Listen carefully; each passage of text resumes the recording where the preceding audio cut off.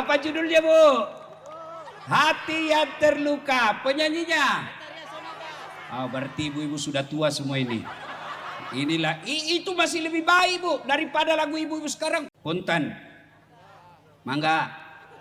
Kalau orang kaya tiap hari bertengkar, paling tidak enak makannya.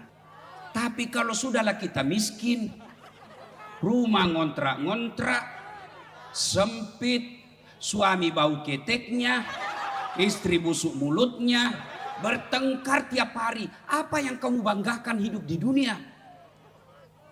Kalau kita ngontrak, rumah sempit, makan ala kadarnya, tapi kita saling mencintai, paling tidak sakinah yang kita dapat di dunia.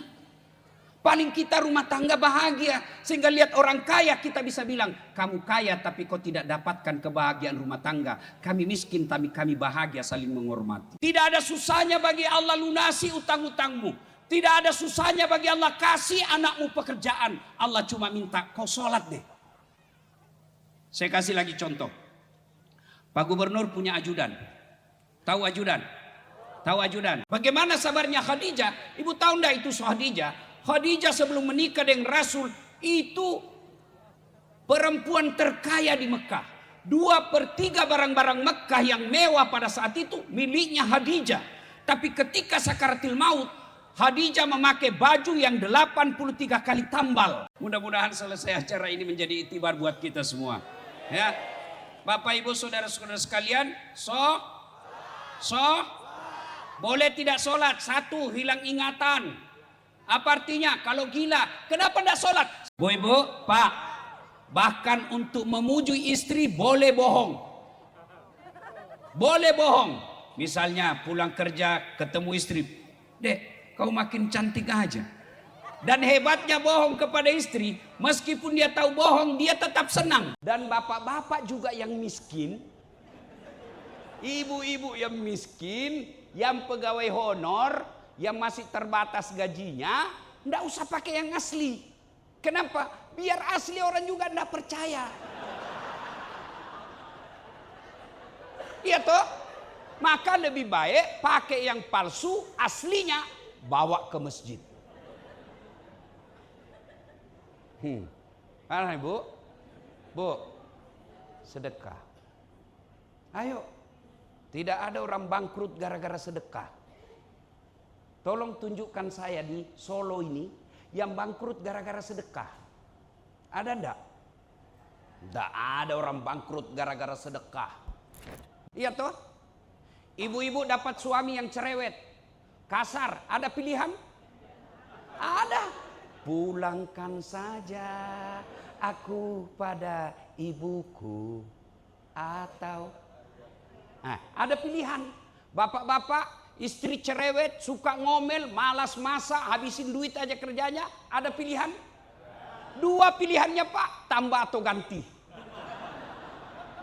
Iya toh? Pesannya, kalian menderita, sedulur-sedulur menderita di dunia, masih ada batasnya. Tidak ada orang Bu menderita dari pagi sampai malam. Enggak. Meskipun dia banyak utang, minimal dia senyum ketika dia nonton ceramah saya.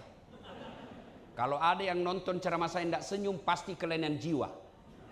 Ya, kita lagi yang malu jalan sama dia. Duluan aja deh, nanti ketemu di pesta. Pas saya sampai di pesta, Kang, mana Kang? Gak jadi, saya lagi mencret. Istri cantik masalah, istri jelek masalah. Kalau begitu bagus kalau tidak ada istri. Suburnya sabar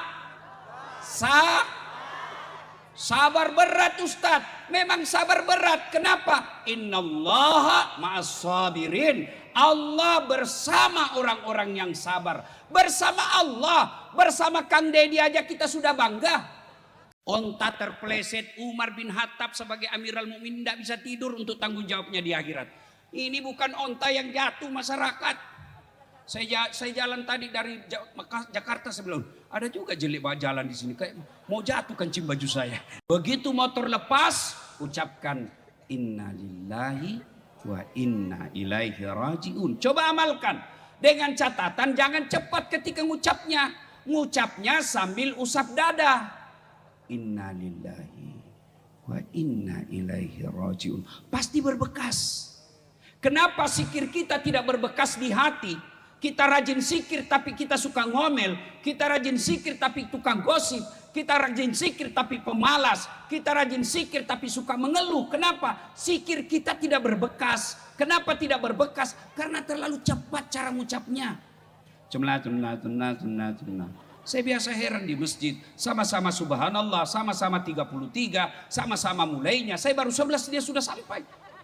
Seperti makan pisang goreng panas.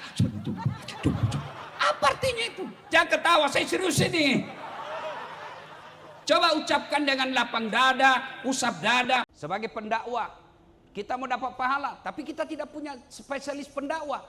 Tapi kita ada grup-grup WhatsApp. Dapat ceramahnya Dasat Latif. Di wall kita, di scroll. Ada ceramahnya Pak Ustadz. Kita rasa manfaat, jangan berhenti di tangan kita. Sebarkan ke grup. Ada 5 grup kita misalnya. 1 grup 100 orang atau 50 orang. Kali 5 grup. Berapa?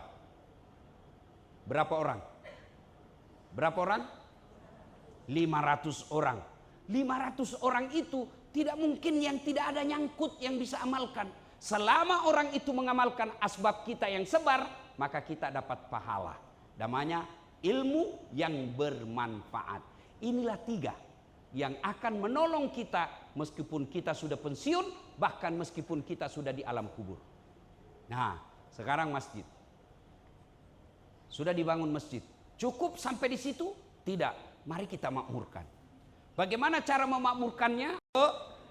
Sedekah. Ya Ibu, ada penyakit tidak bisa diobati, cobalah dengan terapi sedekah. Ini kejadian saya Bu, saya alami beberapa saat yang lalu. Saya ke dokter THT. Masuklah semua apa segala alat. Karena suara saya tiba-tiba menghilang. Begini bicaranya. Ayah, ada. Sudah diperiksa, kata dokter, ini pita suara sarafnya Ustadz rusak. Jadi dok, tidak bisa lagi baik. Wah, stres saya Bu. Sama kalau pemain sepak bola rusak lututnya. Kalau penceramah rusak suaranya kan. Parah Bu. Kalau rusak tangan, saya masih bisa ceramah. Rusak kaki, saya masih bisa ceramah. Tapi kalau suara, modal Bu. Ya toh? Maka kata Nabi ringkaskan. 2, baca yang umumnya orang hafal. Supaya kita bisa khusyuk. Yang ketiga, yang kedua, kenapa disuruh baca yang umumnya orang hafal? Supaya kalau imam salah, ada yang bisa luruskan.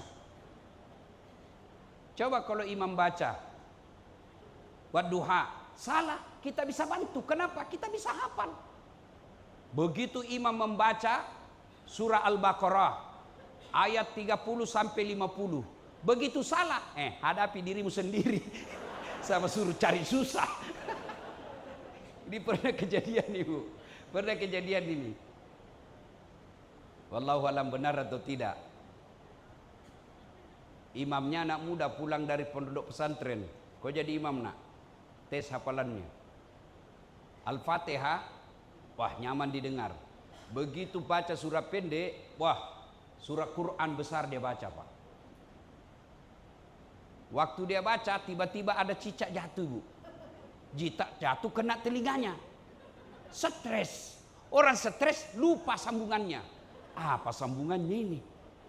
Dia tunggu-tunggu, tidak ada juga. Tiba-tiba dari belakang, dia bilang ini Pak Imam, tolong bantu di belakang. Dia bilang belakang, saya juga tidak tahu. Terus dia bilang lagi yang di belakang sekali, kalau begitu ya sudah, Allahu Akbar. Siapa salah Bu? Siapa salah? Imam. Rekening tiba-tiba meninggal, bukan kita yang punya. Tapi pasien yang sudah kita sembuhkan, apalagi tanpa biaya, kita kasih dengan ilmu kita sedekahkan. Itulah yang kita miliki. Sedekahlah dengan ilmu. Sedekahlah dengan pelayanan. Ini ibu-ibu yang warna-warna ungu.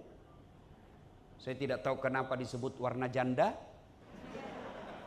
Saya tidak tahu. Tidak usah minta penjelasan. Saya tidak tahu apa sebabnya. Nah, melayani pasien, jadikan amal.